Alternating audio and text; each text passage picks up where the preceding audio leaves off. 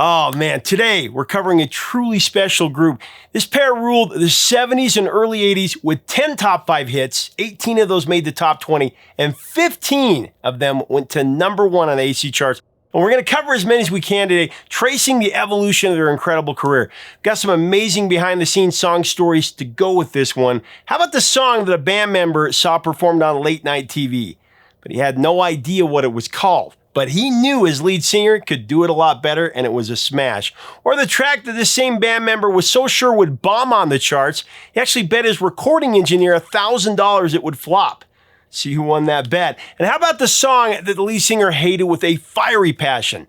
Even though it was a huge hit, she refused to perform it live ever. And to add flame to the fire, the artist who wrote that original version of the hated song went on tour with them, and they fired him for stealing the show. There's a lot of cool stories on this one. Find out how it all plays out next on Professor of Rock. Hey music junkies, Professor of Rock, always here to celebrate the greatest artists and the greatest songs of all time.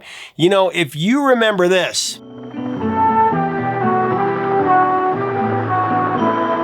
you're going to dig this channel of deep musical nostalgia. Make sure to subscribe below right now to be a part of our Music History Daily, straight from the artist. So we're going to do another episode of our show Evolution. We haven't done one of these in a long time. This is where we tell the story of a great band or artist through 5 definitive songs. But today's legendary group, we're going to give you a 2-for-1 because I love them so much. Today we're celebrating one of the most iconic duos in pop music history. A brother and sister whose pristine harmonies and lush arrangements helped define the pop sound of the early 70s. Talking about Richard and Karen Carpenter, together known as the Carpenters. They were the biggest selling group of the 70s. No fewer than 10 of their singles became million sellers. From 1970 to 1981, this duo delivered hit after hit after hit, racking up 3 Grammys, 5 #1 singles, and by 2005 combined worldwide sales of albums and singles that were well over 100 million units. I mean, their sound was unmistakable. And on this episode, we're telling the story of their evolution. But we're going to double it. Today, I've got 10 songs lined up across 5 albums. I'm going to split them up into A-sides and B-sides from each of these iconic records. Behind the wholesome image and chart-topping success, I'll tell you, there are some incredible stories of creative genius, unexpected discoveries, and personal struggles that shaped their music. I think you're really going to enjoy this one. Let's get into it. Before they were the Carpenters, they were just Richard and Karen from Downey, an older brother obsessed with chords and voicing, and a younger sister who hid behind the drum kit until that burnish alto slipped out and stunned everyone in the room.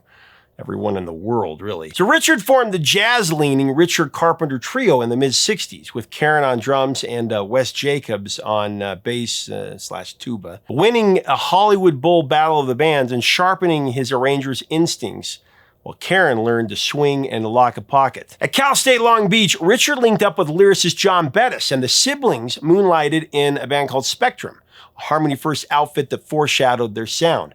The true hinge came in bassist Joe Osborne's home studio, though, where the pair cut immaculate demos. Karen even issued an obscure 1966 single, I'll Be Yours, back with Looking for Love.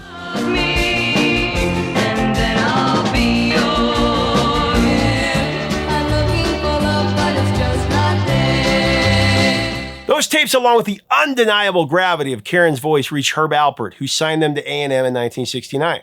From then on, they were officially known as Carpenters. The duo released their debut album, Offering, that was later renamed Ticket to Ride, on October 9, 1969. That only made it to 150 on the Billboard 200. He's got a ticket to ride. However, the next album, Close to You, that would be a completely different story. So released in 1970 on A&M, Close to You is the moment Richard's meticulous pop architecture met Karen's warm alto and set the blueprint for their sound. Let's be clear.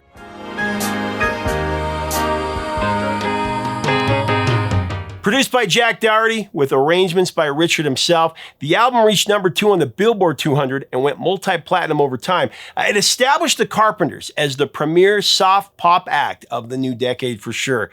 It's a quiet revolution in 36 minutes. Radio-friendly, yet musically exacting. So crafty here. Coming in at #5 as my first A-side track of the episode, I'm going to start things out with a true classic. They Long to Be Close to You.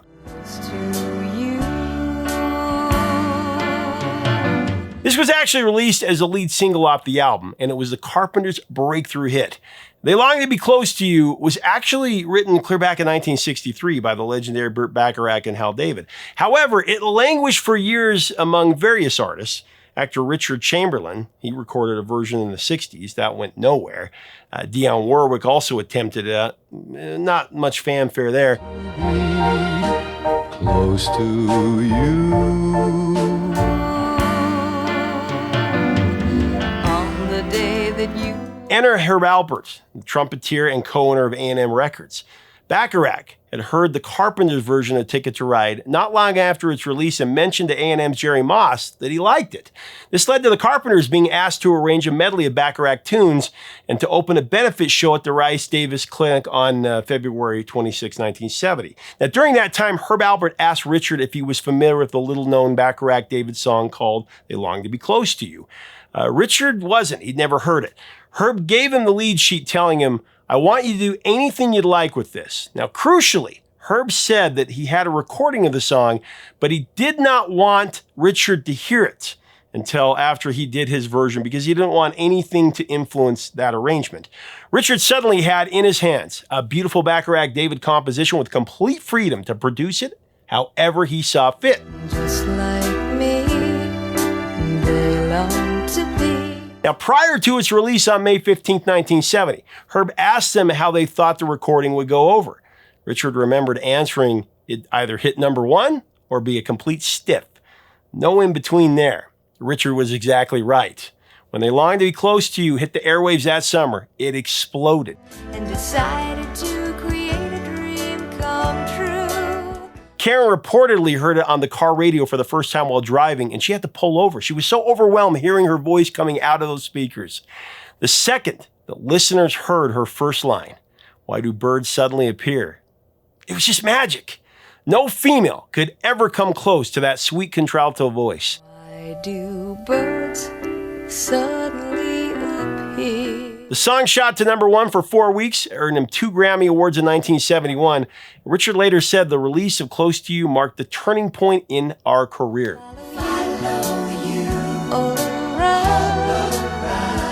And if you ever heard Richard Chamberlain's version, you know, kind of cheesy, pretty cheesy, and you would have never thought it'd be a number one hit. But of course, Karen Carpenter can make anything a number one hit. Close to you. All right, now for my pick for the B-side. We've Only Just Begun. I got to go with that one. We've only begun. We just covered this one, so I'll give you a quick take, a different one. It's hard to believe, but this wedding staple began as a commercial, a song for a commercial, California Bank, Crocker Bank, commissioned for the TV commercial about a young couple embarking on married life, and asked for the song to serve as a mini soundtrack to this idea. Songwriters Paul Williams and Roger Nichols were brought in to craft this. Williams initially balked, saying, I saw myself as an edgy rock and roll artist. But he came around and he penned the lyrics that were full of hopeful wedding imagery. White lace and promises, a kiss for luck, and we're on our way, right? A kiss for luck and we're on our way. Richard Carpenter happened to catch the ad on TV, and he was captivated by the tune's potential. He was already a fan of Nichols and Williams' work, and he spoke to Paul Williams at A&M shortly after that, and he asked if there was a complete song that existed beyond what was in the commercial. Paul confirmed that it did, and that the song had both a bridge and a third verse. After hearing this demo, Richard was convinced the song would be a hit, of course, under Karen's tutelage.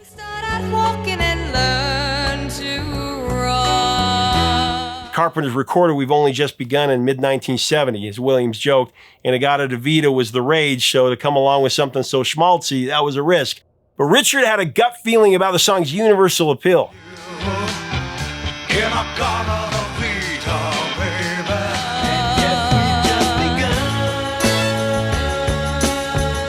Now, interestingly, they weren't the only ones to release it. Singer Mark Lindsay from Paul Revere and the Raiders fame, he also put out a version and started climbing the charts. But once the Carpenters' rendition hit the airwaves, it was game over.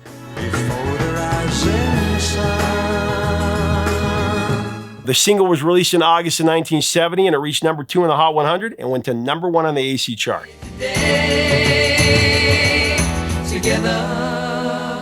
Carpenter's next album was issued in 1971. Self-titled, it's been nicknamed the Tan Album. I've got a copy of it. Produced by Jack Dougherty with Richard's meticulous arrangements and tracked at A&M. The record balances intimate originals and some interesting covers. Now, the singles were monumental. I mean, For All We Know, Rainy Days and Mondays, and Superstar. For all we know, rainy days and Mondays always get me down. Just the radio. Those songs alone turned the album into a juggernaut and solidified Karen as the era's most affecting voice. With its embossed sepia sleeve and radio-ready precision, the album defined the Carpenters' signature aesthetic of warmth and immaculate detail. So coming in at number 4 on my double-side evolution countdown, I've got the A-side pick, Rainy Days and Mondays. God, they used to call the blues. Now this one was penned by songwriter Paul Williams. I just mentioned him. He said it didn't come easily. It took months to write. Williams and co-writer Roger Nichols began with the title, but they struggled to build a full story around that full line. Bit by bit, though, they crafted verses about loneliness to support that unforgettable hook. Paul Williams later marveled that it was an odd lyric to give to a young woman in her 20s. Yet Karen, she pounced on it. She conveyed every ounce of weary longing here. Richard purposefully kept the arrangement rather sparse to showcase Karen's remarkable reading of the song, and it worked perfectly. It was a performance that sounds well beyond her years, very mature. Karen stated that whenever she sang it, she just slipped into a different world, and you can definitely hear that. This was actually the song that turned me from a full-blown Carpenters hater. I used to hate the Carpenters, couldn't stand them, but it turned me into a true believer. And now Karen Carpenter is my favorite female singer. Richard discovered the song when Nichols and Williams sent a demo in a stack from Almo Irving. That was A&M's publishing house. 2 of the songs impressed him, Let Me Be the One and Rainy Days and Mondays. They ultimately recorded both and selected the latter as their 5th single release. After just 2 listenings, Richard decided it was perfect for Karen. So once the Carpenters began recording it, Karen's performance took the song to a whole new level. She knew it too. In fact, Karen was so excited about it, during the session, she would repeatedly call Paul Williams and Roger Nichols over to the studio to hear her latest take.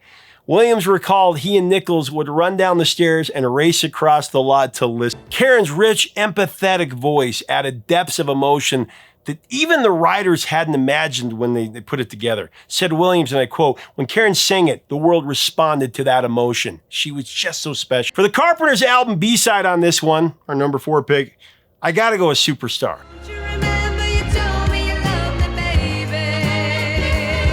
Now here's the story. One night in early 1971, after a long day at the studio, Richard Carpenter came home and he turned on The Tonight Show.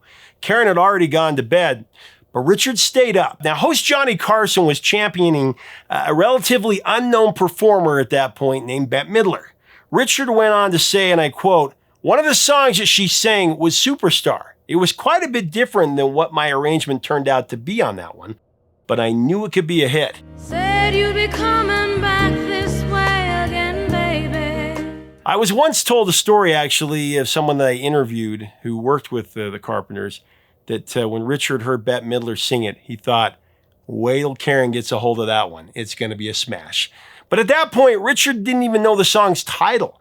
The lyric, Superstar, never actually is in the song. So he had to figure out how to track it down. Now, eventually he figured out it was originally titled Groupie Superstar by Bonnie Bramlett and Leon Russell. It had been performed by Rita Coolidge on Joe Cocker's Mad Dogs and Englishmen tour. The album was on A&M, and Richard actually already owned a copy of it. He just didn't remember. He never got around to playing it. Richard opened the album, and then he familiarized himself with the piece and constructed the arrangement. There was only one problem, though. The song's subject matter, which is, about a lonely groupie pining for a rock star lover, it was too edgy, and it was really edgy for the squeaky clean Carpenters. The original second verse bluntly sang, "And I can hardly wait to sleep with you again." To sleep with you again. So Richard and Karen softened it to, "I can hardly wait to be with you again." To be with you again. It also took a while for Karen to warm up to this song. Said Karen, "For some reason that tune didn't hit me in the beginning. Richard looked at me like I had three heads. When I heard this arrangement, I fell over, and now it's one of my favorites too." It's such a sad affair. When Karen stepped into the studio, she nailed the lead vocal in a single take, singing the lyrics that Richard had actually scribbled on a napkin. Baby, baby, baby, baby, oh baby. That one take captured a world of hurt and longing. Despite his brilliant arrangement, though, Richard initially wavered over releasing this as a single. He felt the groupie-themed lyrics were a little unconventional for a Carpenters record, but A&M Records co-founder Jerry Moss was convinced it would be a smash, and he urged Richard to put it out. Moss's hunch was right, as it was most of the time. Superstar shot to number 2 in the U.S. Baby, I love you. Now, the Carpenters' next album was called A Song for You. That was released on June 22nd, 1972. A Song for You stands as one of the Carpenters' crowning achievements, in my opinion.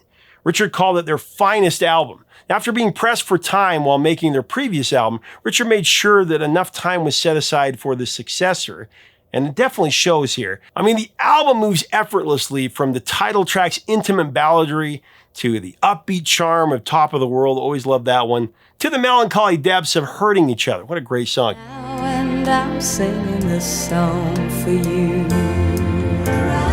Your love's put me at the top of the world.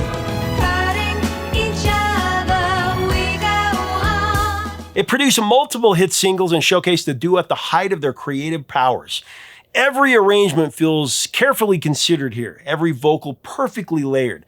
The album peaked at number 4 on the Billboard 200 and went multi-platinum. For many fans, A Song for You is the high-water mark in the duo's catalog. Let me know what you think below in the comments if you feel the same way.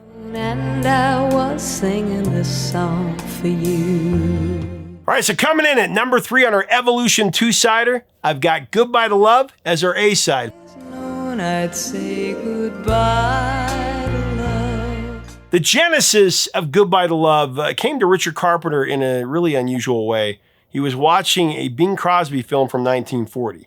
The movie's called Rhythm on the River. And the rim shot breaks the hide. That's the rhythm on the river. And he plays a songwriter, and he has this great composition titled Goodbye to Love. Though the song itself was never actually performed on screen, you get the idea. Sitting in a London hotel in 1971, Richard was struck by that evocative title and imagined what such a song might sound like. He's like, that's a great title. And he promptly set about composing an original song to fit the name, teaming with lyricist John Bettis to complete the words. No tomorrows for this heart of mine. Now, musically, Goodbye to Love was a daring departure for the Carpenters. At this point, the group was best known for their angelic harmonies and their light and easy hits. You definitely wouldn't think you'd hear a shredding guitar solo in one of their songs. They took a bold leap with Goodbye to Love. They went hard rock for one hot minute back then.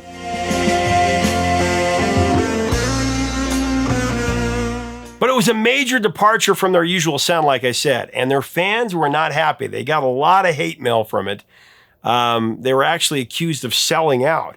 But the song was a smash, and it would set the tone for the Motley Crues and Def Leppards of the world as quite possibly the first power ballad ever. The song introduced a dramatic twist, a fuzz-tone electric guitar solo right in the middle of a tender ballad. And that hadn't really ever been done before.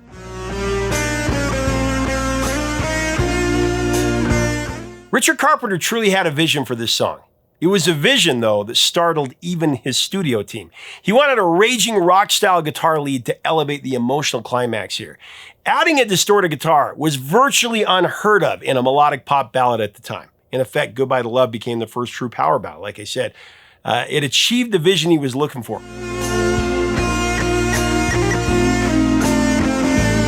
Richard enlisted Tony Peluso, a young session guitarist, to do this. It was actually Karen who phoned Tony to invite him to the session.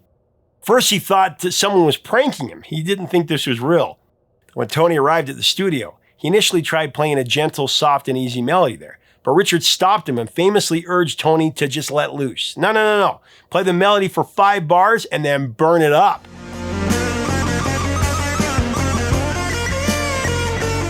Can you imagine Richard Carpenter saying, burn it up? Soar off into the stratosphere. I love it. So with that encouragement, Tony plugged his Gibson straight into the console through a big muff fuzz box and unleashed a soaring solo. Remarkably, almost the entire solo was captured in just one take.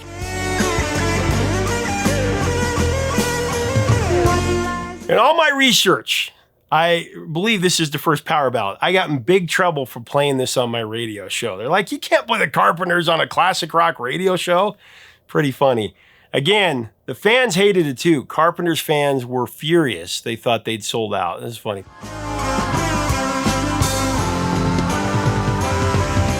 All right, my pick for the B-side here. The song is It's Gonna Take Some Time. Love this one. But it's going to take some time this time. So, Richard Carpenter had a serious Carole King problem back in 1971.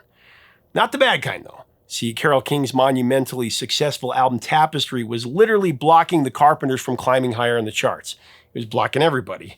But rather than resent her for it, Richard admired King's songwriting genius. So when he heard It's Gonna Take Some Time from her 1971 follow-up Music, he knew immediately that it was perfect for Karen. But it's going to take some time this time. He said they were immediately taken with it upon first listen. The song, co-written with Tony Stern, had that reflective, wistful quality that Karen could deliver like no one else. We spent, how could we make amends? The Carpenters recorded their version in 1972, essentially borrowing a bit of King's singer-songwriter magic for their own repertoire. And I'm on the road again. Richard's arrangement stayed true to the song's mellow mood, incorporating soft woodwinds and a lilting jazz-tinged fill. He knew better than to mess with a good thing here. The production just wrapped around Karen's voice like a warm blanket, letting her serene performance shine through, and it's just a beautiful song. This time. But even though Richard and Karen believed the song was a strong contender, I mean, how could it not be with Carole King's Golden Touch? This ended up being a more modest hit compared to their earlier smashes, but that does not diminish what they accomplished on this one.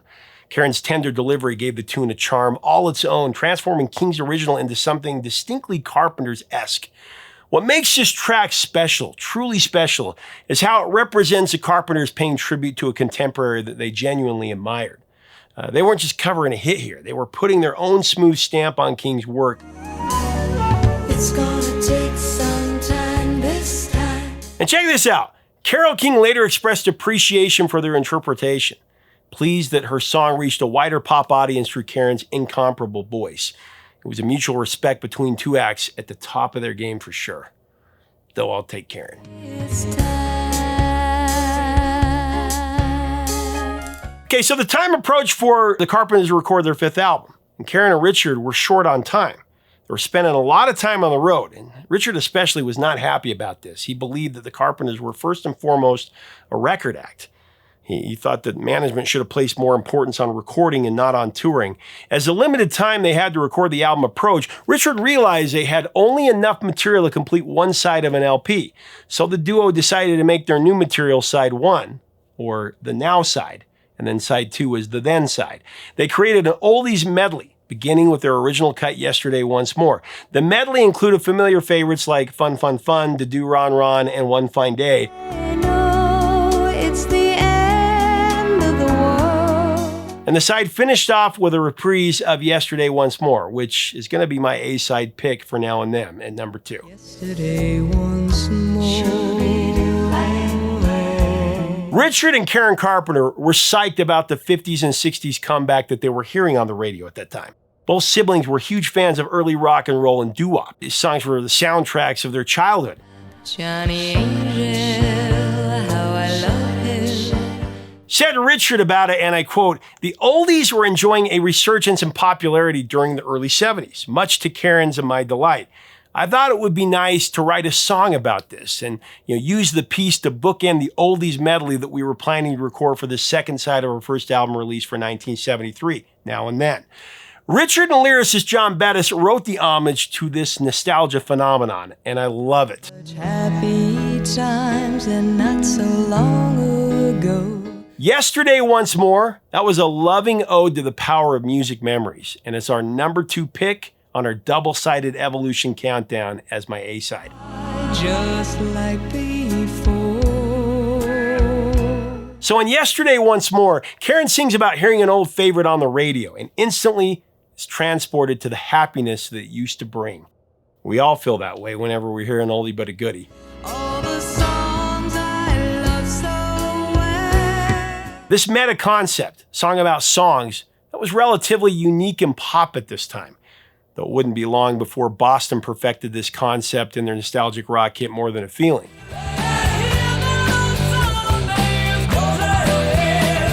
And of course, Neil Diamond covered it as well. But the Carpenters, they laid down the blueprint that everybody followed here.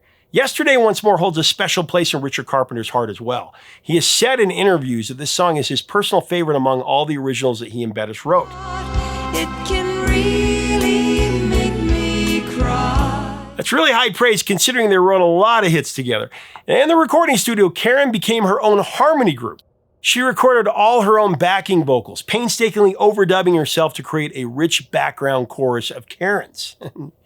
I love that, backgrounds of Karen's. That's the only time that works. You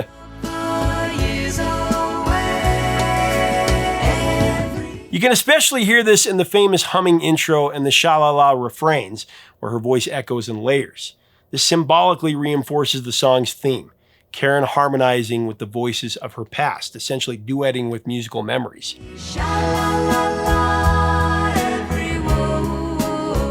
Resulting song, Yesterday Once More, it became the Carpenters' 8th domestic gold single and one of their biggest hits worldwide, striking a deep chord with listeners everywhere. Once more.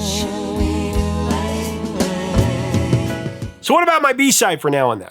Well, I gotta go with this Masquerade. In this masquerade. Written by Leon Russell in 1972, he released it on his album Carney. This song depicts a couple pretending that their relationship is fine while inside they know it's over. Really, really melancholy song. Leon Russell wrote the song as his relationship with Carla Brown was unraveling, portraying the quiet realization that their dreams were vanishing. Through the song's minor key, he exposed that sorrow.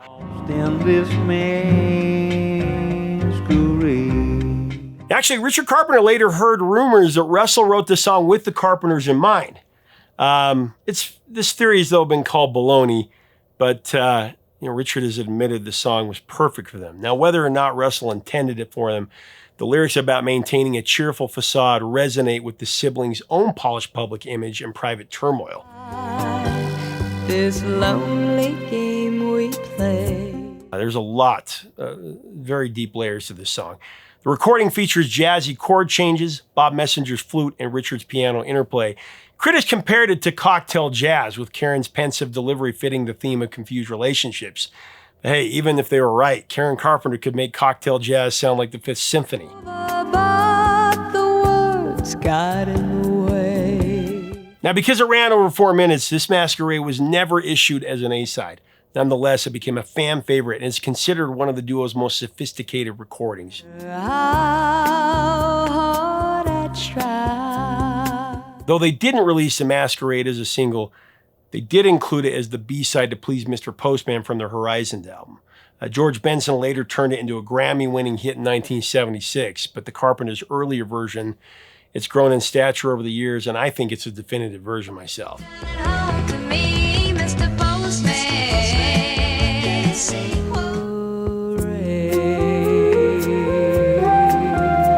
All right, so speaking of Horizon, this is the final album we're going to cover in our Carpenters evolution here. It hit stores on June the 6th, 1975, and this album is all about precision and emotion. Karen's voice captured so close and intimate, you can hear every nuance here. Horizon is the Carpenters pushing their artistry to new heights, a whole new level, even as the charts were beginning to shift around them. It's an album that rewards close listening, where every arrangement choice and vocal layer serves its emotional core. For fans who appreciate the Carpenters' meticulous approach to recording, Horizon is truly maybe their finest recording, their finest achievement. And though it broke their US top 5 album streak, landing at number 13 on the Billboard 200, it did very well overseas. It hit number 1 in both the UK and in Japan. So for my final A-side, I'm going with Only Yesterday, coming in at number 1 on our Carpenters Evolution Countdown.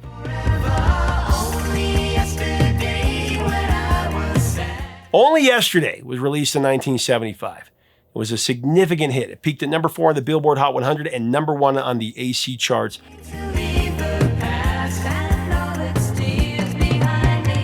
This song holds a truly unique place in the Carpenters' discography. Noted for its extensive use of 3-part harmony with Karen and Richard's voices overdubbed to create a rich, layered sound.